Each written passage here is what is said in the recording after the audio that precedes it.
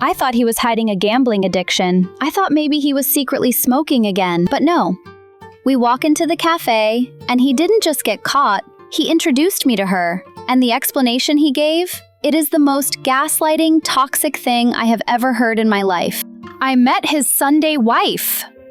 So, we get out of the car. Edward is acting weirdly calm now. He's put his phone away. He holds the door open for me, but he won't look me in the eye. We walk in, and it's packed. Usually you'd go to the counter to order, right? Edward walks right past the line. He walks past the register. He heads straight to a booth in the very back corner. And there she is. She looks normal. She's probably my age, maybe a little older. She has a laptop open, and get this, she has 2 coffees already sitting on the table. She was waiting for him. She sees Edward, she smiles, and then she sees me. And her smile doesn't even drop. She just looks confused. I freeze. I'm waiting for Edward to panic. I'm waiting for him to say, "Oh, this is a colleague," or make up some lie. Instead, Edward puts a hand on the small of my back, guides me to the table, and says, "Vanessa, this is Nicole. Nicole, this is Vanessa." I just stared at him. I said, "Who is Vanessa?" And Vanessa, with the most soothing, condescending voice I have ever heard, goes, "Oh wow, he finally brought you.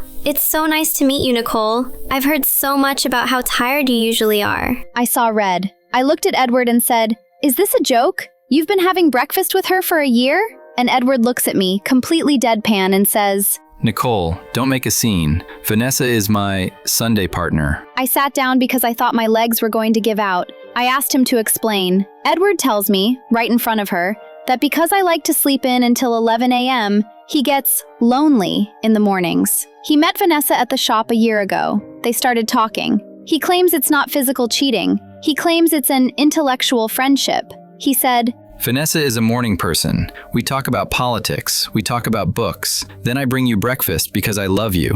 Why can't I have both?" He tried to make me feel guilty for sleeping. He said, "I didn't want to wake you up, so I found someone else to share my mornings with." But here is where I lost it. I looked at the table. They had pastries, fancy lattes. I did the math in my head while sitting there. If he's spending roughly $50 every Sunday on their little dates for a year, he has spent over $2,000 on her breakfast, out of our joint account, while pretending he was just picking up a bagel for me. I looked at Vanessa and asked, "Does he pay for you?" She took a sip of her oat milk latte and said, "Well, yeah, it's our routine. He treats me." I stood up. I told Edward, "You have 2 choices. You get in the car with me right now, or you stay here with your Sunday wife and you don't come home." And you guys, he hesitated. He actually looked at his watch and said, "Babe, we haven't even finished our coffee. Don't be irrational." Irrational? Irrational? I grabbed the car keys off the table. I didn't scream. I didn't throw the coffee even though I wanted to.